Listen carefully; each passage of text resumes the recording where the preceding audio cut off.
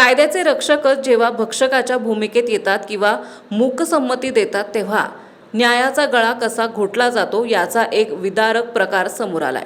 सुरतच्या अल्थान परिसरातून एक खळबळजनक घटना समोर आली आहे। सुरतमधील अल्थान भागात एका विशिष्ट समुदायाच्या तरुणावर विनयभंगाचा आरोप करण्यात आला। मात्र कायद्यानुसार कारवाई करण्याऐवजी या तरुणाला भर रस्त्यातून पोलिसांनी धिंड काढत नेल्याचा आरोप होत आहे।